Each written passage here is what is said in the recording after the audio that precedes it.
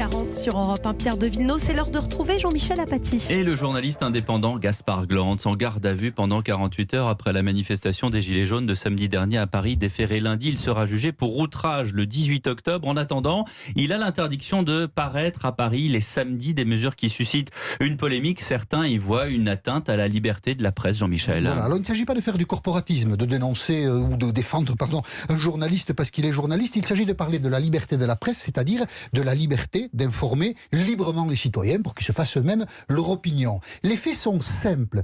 Gaspard Glantz était sur la place de la République à Paris. Samedi après-midi, il couvre la manifestation des Gilets jaunes. Il a une caméra à la main, un casque sur la tête et dans la masse humaine, on comprend que c'est un journaliste. À tort ou à raison, il estime, à tort ou à raison, qu'il a été visé par un policier qui a lancé sur lui une grenade. Il s'énerve et il fait un doigt d'honneur à la rangée de CRS qu'il y a devant lui. Les policiers s'en saisissent et il l'amène au commissariat.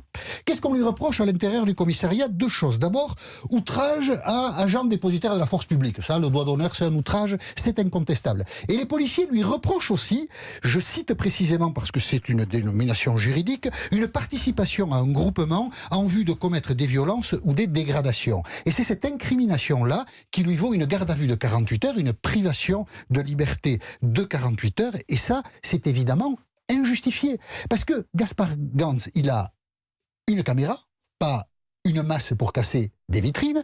Il fait, Gaspard Glantz, un journalisme engagé. Il est du côté des Gilets jaunes, contre les policiers, dont il dénonce ce qu'il appelle les violences policières. Mais faire du journalisme engagé, ça n'est pas un délit. C'est participer à la pluralité de l'information. Voilà. Il y a divers points de vue qui s'expriment, et puis après, le citoyen, il choisit. En tout cas, ça n'est pas aux policiers à sanctionner un journaliste parce qu'il fait un travail qui leur déplaît. Et la garde à vue pour la participation à un groupement en vue de commettre de violences, ça ressemble dans cette histoire davantage à une volonté d'intimidation, voire à une volonté de vengeance des policiers pour le travail que fait ce journaliste qu'ils connaissent depuis de nombreuses années. La garde à vue est totalement injustifiée. La preuve, c'est que Gaspard Glantz, vous l'avez dit, a été déféré. Glantz, c'est ça? Gaspard Glantz. Glantz, oui. Ouais. A été déféré devant un juge qui n'a pas du tout retenu la participation à un groupement en vue de commettre des violences, mais seulement l'outrage à agent. Donc la garde à vue était injustifiée. Il faut dénoncer les violences dont sont victimes les policiers. Nous l'avons fait ici hier.